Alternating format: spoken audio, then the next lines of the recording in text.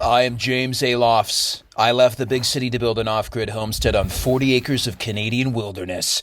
This area of Ontario has giant ridgelines, deep valleys, and pure rivers. Black bears, gray wolves, mountain lions, moose, and many forest spirits share the land. I started in November 2023. Starting with a modest 12 by 16 foot guest cabin, my goal is to build such a glorious homestead that I attract a magnificent wife, have 10 babies, and raise an Irish wolfhound. Welcome to Wild Homestead.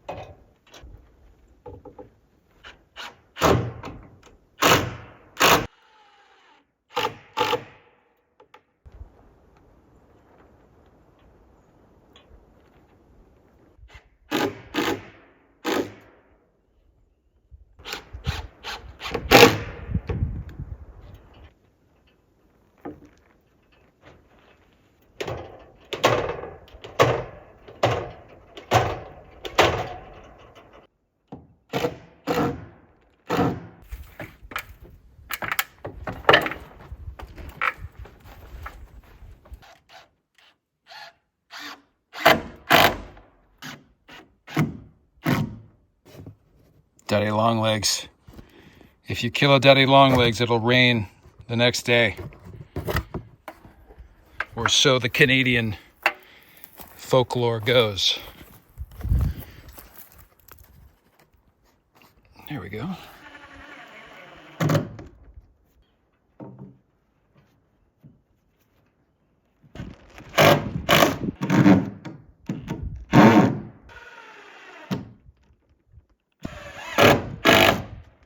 Wow. So we're doing this, what I call strapping, but it's just these vertical 1x3s spaced right over where the existing rafters are. So except for this outer rafter where there's a 22-inch gap, the rest of them are 16 inches on center. You run these vertical pieces of strapping, and then I'm doing a second layer on top that's horizontal, so back and forth, that's also 16 inches on center as you go up. And that layer I will be screwing the roof, the metal roof, into. So this lifts the material, the metal off the roof, so that especially in the summer, being a matte black roof, you reduce the amount of heat transfer from the roof into the building itself. You also allow airflow to go up underneath the roof, both horizontally and vertically, so that there is not, any moisture buildup there. Some people just go straight into the plywood, but I think that I'd feel better about doing it this way. It might be excessive, but I think from what I've read, this is the real true proper way to do a roof if you are using plywood and this membrane. I also got to staple down basically 80% of the center of these top layers. I didn't get to staple down last week because I was running out of staples and running out of time, but it held it in place. Everything's bone dry. You see that the wind's picking it up right now. And then we can get into the steel.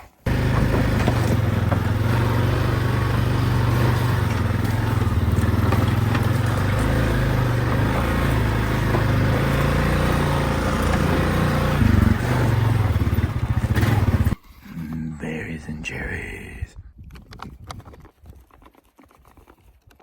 Holy cow, that grouse is sitting underneath the exact same tree, beating his chest day in, day out. He loves that tree over there. That's awesome.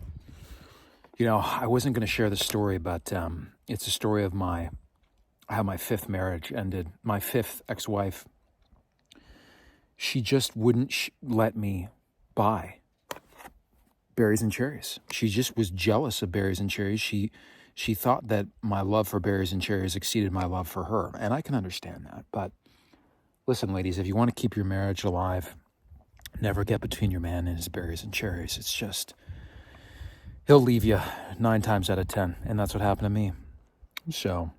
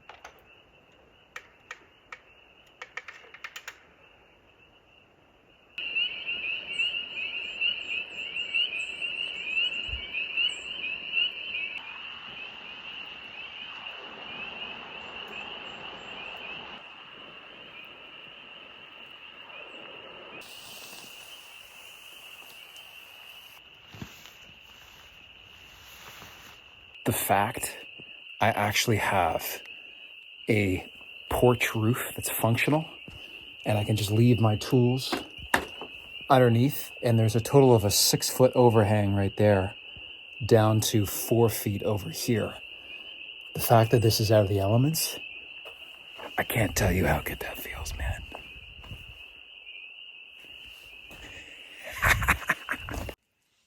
Sweet new battery.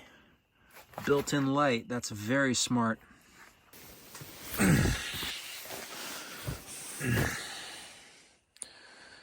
No stove tonight. It's going to get down to about -4. Sorry, +4. +4. So it's really, do I really need to do the fire? No. Definitely tomorrow morning, to get me going in the morning. But this sleeping bag's rated to -30. So if anything, it's a nice kind of cool temperature to go to sleep. Good morning, everybody. Just headed into town, hitting the gym, and talking to this accountant about advice on my pickup truck that I'm getting. And then, in terms of how much you can actually reasonably write off, because it's going to determine what kind of pickup truck I get, mid-size, full-size, top of the line, hybrid, mid-line, low line, etc. So, anyways, yeah, after the accountant going back into the dealership and firming up the final decision on the truck, then popping out here to get this strapping and this steel back up, ladies and gentlemen. Let's go. I think I've decided the second the second building I'm going to build on this property is definitely a gym. You know, before a tool shed, before the sauna, before the main home, I think definitely build a gym. I just love the gym too much. It's always been a dream to have a forest gym. You know, a gym surrounded by screen in the summertime, but that's in the middle of the forest. And just being outside in nature while you're pumping iron. And then being able to go down and jump in the river after your workout. That's the dream, man. That's the dream. I will call it Thor's Power Hall. Good news from the accountant, folks. Looks like I can write off between 50 and 70% of my vehicle for tax purposes. So I am going to go for the full-size pickup. Pretty excited about that. So I should be picking up that bad boy on Friday. And back at it here. Want to look at the accessories for my roof just now before I continue on with the strapping. So that way, if I need more material to finish off the roof, I feel like I'm going to need some fascia boards for the side and the bottom here. So it looks like we got, this is the ridge cap right here. Then we got the gable end caps in here, and then here we've got the roofing drip edge right there.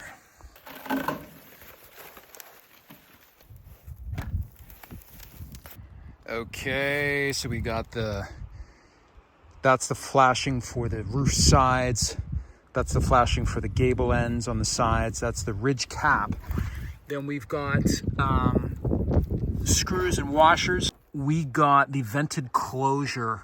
This is for the ridge cap. There we go. That's the venting for the ridge caps.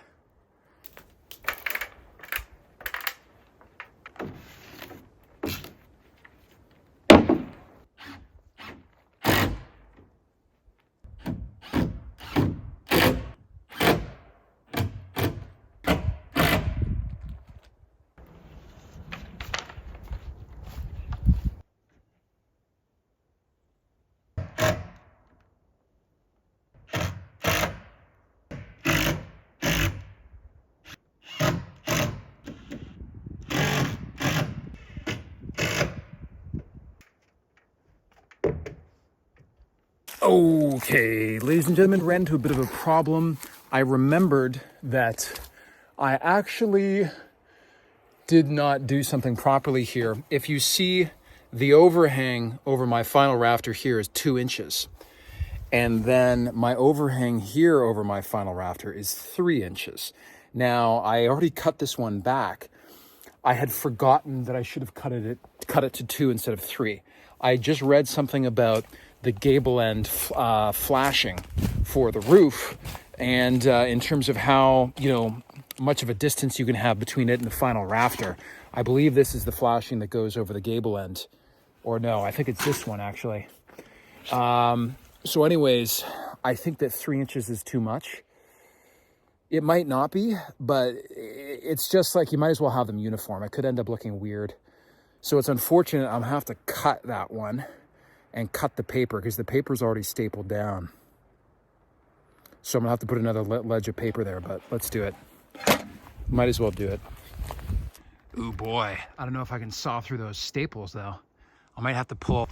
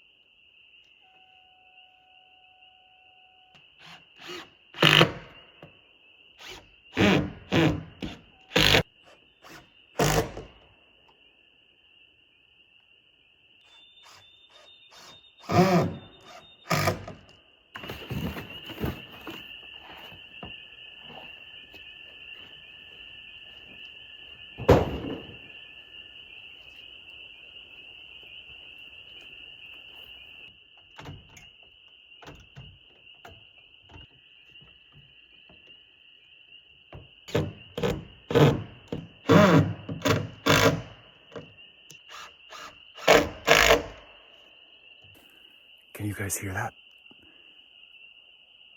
There's another kind of frog. It's creaking right there, in with the spring peepers. I don't know what that is. That's so cool, man. I can't tell you how healthy it feels to hear that. I'm gonna go. This is the second night in a row. No fire to sleep. It's the first time that's happened. Cool.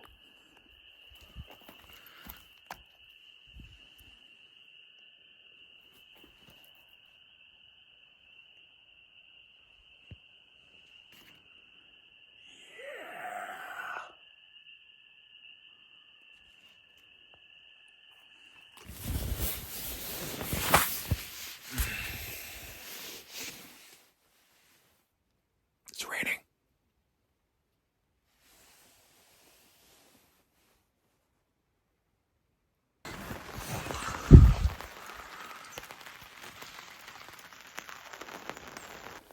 Good morning, ladies and gentlemen. So just wanted to show you, this is the brand of roof that I got. It's called Ideal Roofing. There's only two brands at Home Depot, which is closest to me. And I decided to go with this one. This is the only one that had matte black as an option. So that's why I went with those guys.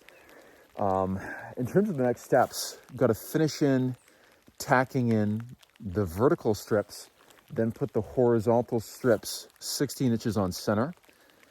The next step will be putting a fascia board on the bottom of the rafters, which is just a board that sits right on top of it. And I've actually bought, one of my neighbors up here has a sawmill. I bought a 2x6s in cedar. Now, cedar is much more expensive than regular pine.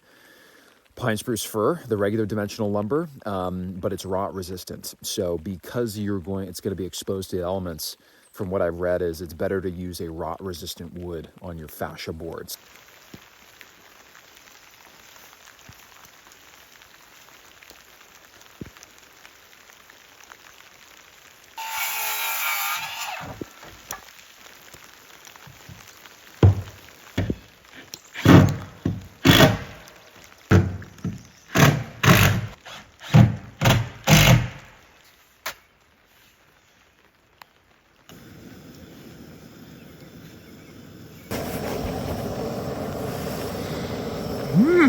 The only food I have left are 2 boxes of maple and brown sugar organic oatmeal. I've got coffee and I've got 2 tins of sardines.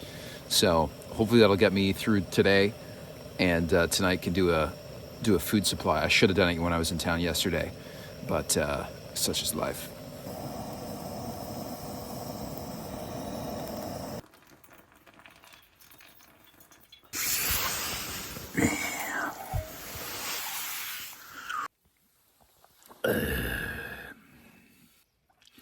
As I sit here observing the cabin, makes me think, when am I going to start the homestead wife search? Because, you can't start a homestead wife search while living in a tent, even though this is the most glorious of all tents and wood stoves. You just can't do it. Hey, Mom, my new boyfriend, he lives in a tent in the woods by himself. Good luck with that. And of course, once I get the cabin done, I will attempt to DM Sophie Turner. I mean, when you got like 14 million followers on Instagram. Oh my God. I am not kidding you. As soon as I started talking about that, Sophie Turner, this raven came flying directly over the cabin, the middle of the cabin, And I stopped talking and I tried to switch my phone to get it on video. Flying due north, and then before my tent, it veered off to the right. What does that mean? If that's not a sign from the universe, sign from the gods, I don't know what is.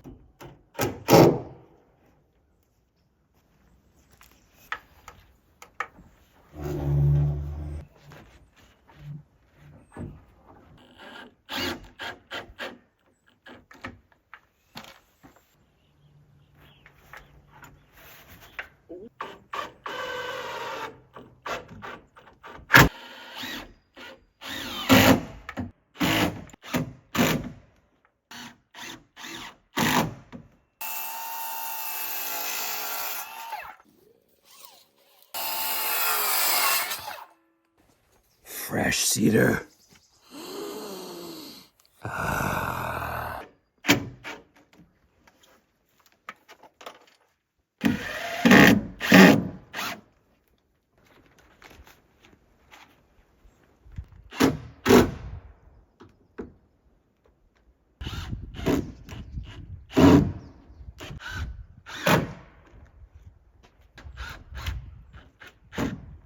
Okay, so this piece of strapping, it's hitting this vertical piece, but I'm just gonna stick this behind there because this is not gonna be seen, right? None of this stuff is gonna be seen. So just tack this in to support it right there and we will be good.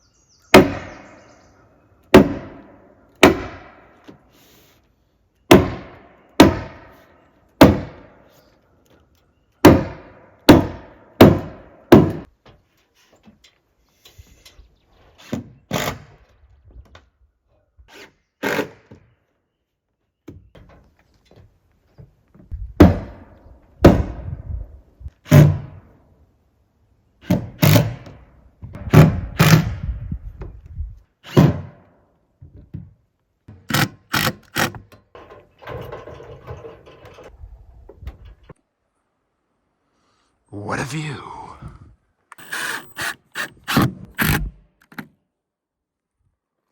Watching some YouTube videos and whatnot, including from the manufacturer, having the double layer strapping at the top is good because this is the top of the metal coming up here. And then you also have the ridge cap sitting up here. So you need lots of kind of real estate to be able to sink screws without risking missing, right, the strapping beneath. So from what I can gather, this is the best way to do the top with the double strapping. Look at that view. Oh yeah.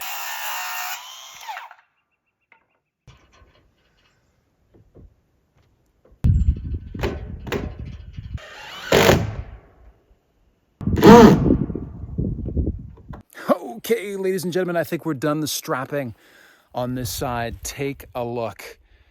Oh my Lord. This has taken a lot. Like, I basically had 2 half days, Monday and Tuesday, and then today I've been at it since the crack of dawn. And it takes a lot. Now the other side is maybe a third of the way done or a quarter of the way done. Then on the edges here, I've also on either end filled in the gaps between the 2 layers. You can see here, I put another layer of strapping. There's no layer here. I put that in so that it makes it, basically seals it out from off from the outside. So this way it's a vented ridge cap. So air will be able to travel up and over in this network, and then it can get up, and then there's gonna be venting so that the air can then, and the moisture can come out here, and then the moisture and the air can also go out at the 2 ends. Look.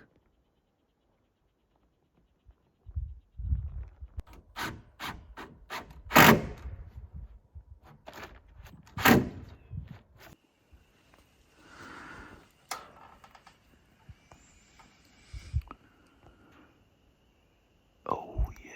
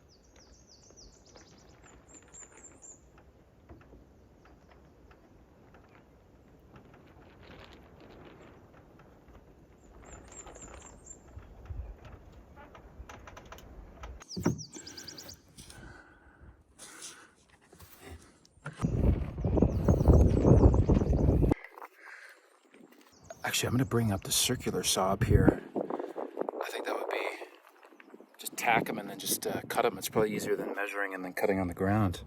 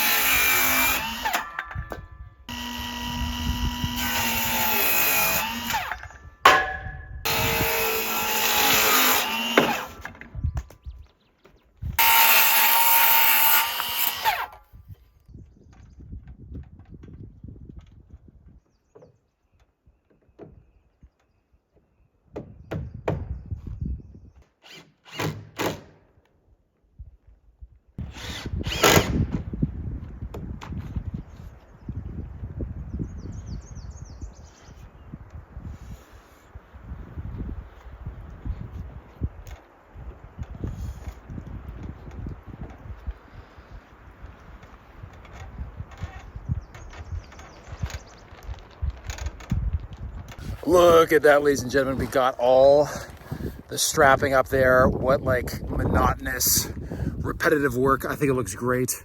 I think it's well worth the effort of doing the double crossover as opposed to putting the steel right into the roof. It's going to make it much more robust over the long term, rot proof, etc. So now we got to get the steel. Luckily, it's not too far up the ATV trail here. Just going to probably have to walk it back panel by panel and start throwing it up there. Let's go.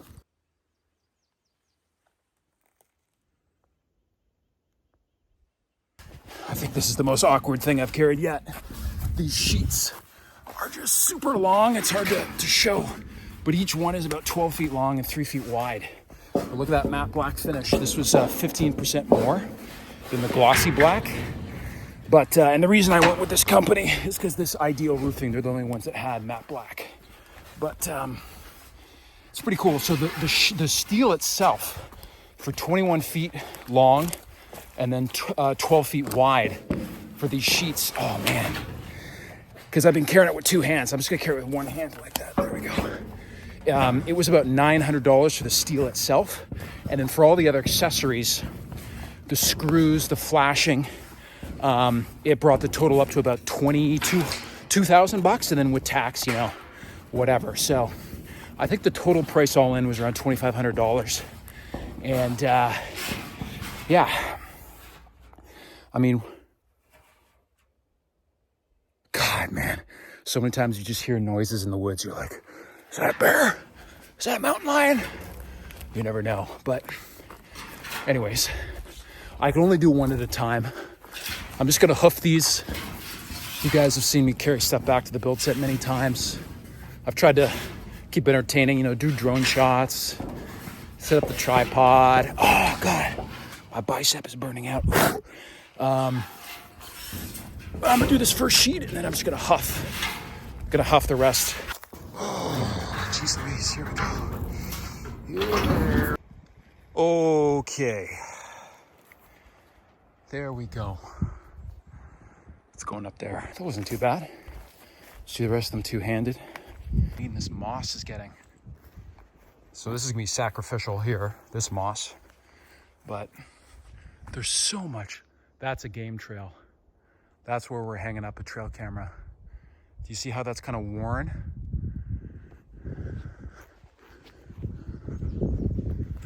Thor's red oak.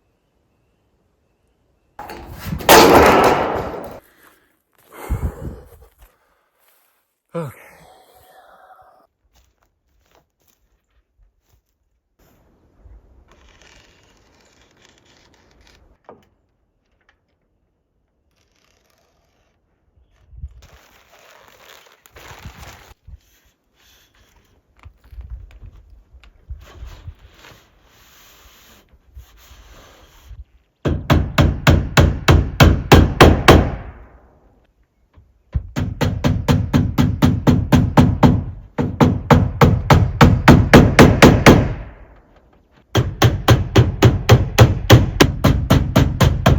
Okay guys, I just picked up this thing with one hand and you see it bent there. So I'm gonna put this flashing on the back side because you probably won't see it, you know, it's not that big of a crease, but you gotta be careful. This flashing is not super rigid. So it's definitely two-hander.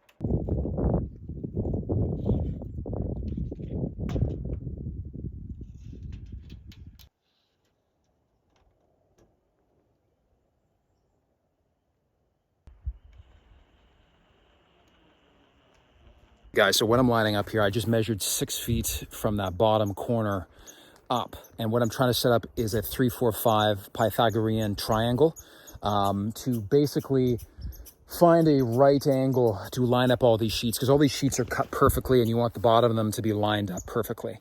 So with a 3-4-5 triangle, you can just extrapolate that up, right, to instead of 3, it's 6, instead of 4, it's 8, instead of 5, it's 10, in any kind of multiples like that. So I'm making it, instead of 3, 4, 5, it's going to be 6, 8, 10.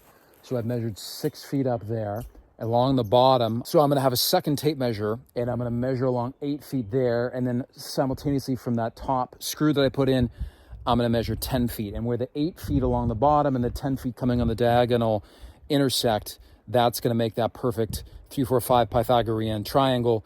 And then we'll know we're dealing with a right angle. I'll line up the first sheet on that and then line up the rest of them. So at least that's what YouTube and my neighbor said. So we'll see if it works.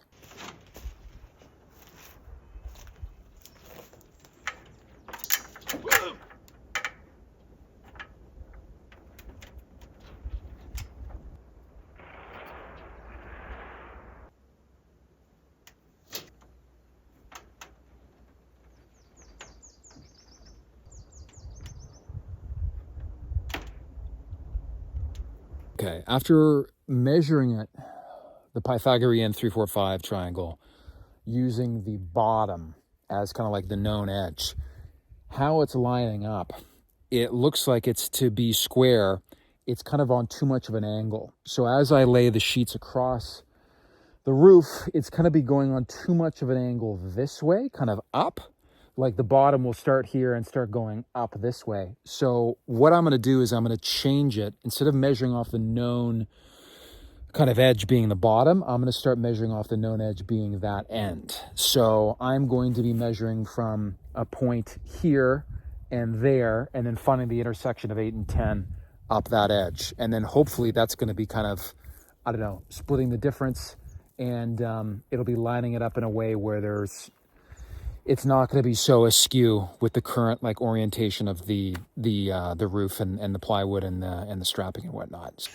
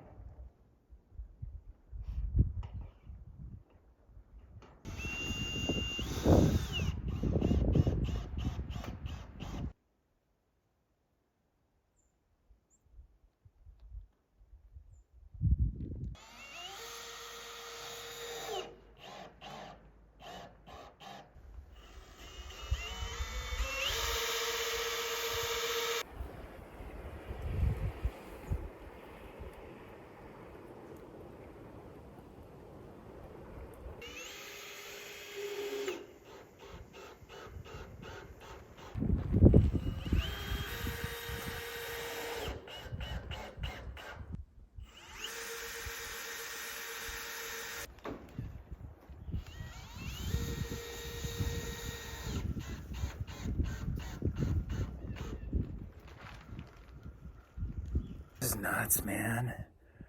This thing looks good. This ain't just no shack. This thing is looking good, man, with that steel roof. You know, it's got me thinking already. Once I finish, you know, the floor, the door, the windows, I think at that time, it's perhaps time to start the homestead wife search. You know, my strategy all along has been, you know, get the first cabin done, get the plans, the visual plans, the schematics done for the main home, and then start the homestead wife search. So the plan has been to use dating apps, you know, maybe start off like in Toronto, just share pictures of the land, you know, who I am, et cetera, et cetera. Maybe full nudity shots of me in the river, and just be honest about, you know, what it is. And, you know, try first in Toronto, then maybe go to New York, Los Angeles, London, Berlin, who knows? Tokyo, could be anywhere. But my hypothesis is that like 95% of people would probably never want to live on an off-grid homestead, but 5%, men or women, would love to. So there's definitely some ladies out there that I think are going to be interested. And just start the search, you know? And I think I'll share that as much as I can without invading people's privacy, you know, share that kind of process. And if it ever gets to the point where, you know, I'm flying somewhere to meet someone, I'll definitely bring you guys along for the ride. But I think it's going to be interesting. I think it's going to be very interesting. So anyways, just as I'm like 4 panels into the roof, I'm thinking about that. So it's motivation. Oh man, I thought I was filming. Okay, so I'm tapping in these 2 sacrificial screws 2 inches from the top. The reason I'm doing that is I think if you had 2 people, you wouldn't need to do this. But when I slide the sheet up, that's what's holding the sheet at the top. Because my overhang is a little bit more, what I've seen on YouTube is some folks can actually set up another piece of wood at the bottom here. Like you get it the right length, and then you can just lay all the sheets right along that piece of wood. But my overhang is about 3.5 inches. I wanted more overhang rather than less. And I basically, you know, couldn't get anything figured out for that. So I figure, you know, hang it from the top. And it's been working so far. And the thing about this part of the top of the sheet is that this is going to be covered by the ridge cap, right? The ridge cap is the thing in the middle here. That's going to be covered by the ridge cap. So even if there's a hole in there, it doesn't matter because I take those screws out after I fasten it in below, right? By the way, as I'm doing this, I feel like I'm kind of sailing into the abyss, like Christopher Columbus or Ernest Shackleton, in the sense that I've seen this, I think this is how you're doing this, but we won't really know that I've lined all this up until we get to the end. So if I'm still kind of getting the same gaps on the bottom and the top, and it's not starting to skew off the roof, then it'll be mission success.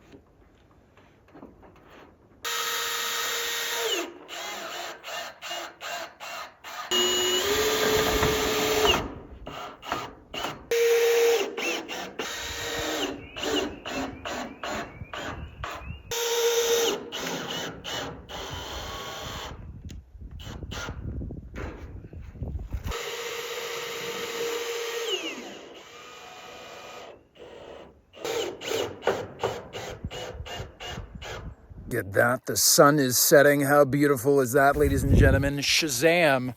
We got all the panels up on this side. This is looking crazy. To be honest, the extra whatever, $150 for the matte finish, I think is pretty glorious. This was hecka hard to do it by myself. I don't know what was harder, this or the plywood sheathing. Probably this, because the amount of time you have to spend up there. But they're equally hard, to be honest. Heaving big logs is hard, but I've got to tell you, the roof is difficult. I was talking about all the benefits of having a steep roof. The negative is definitely the installation. I felt that this is pretty dangerous the entire time. It was very tough. But I got to order the extra panel to finish off the front, which I will cut on an angle. And then on this end and that end, we have the gable caps that are going over that will seal those in. So it's looking super svelte, as the Swedish say. The majority of the time on the other side, I'm actually using the strapping as a ladder. It's going to be an exciting week next week. Thank you so much for watching Wild Homestead, folks.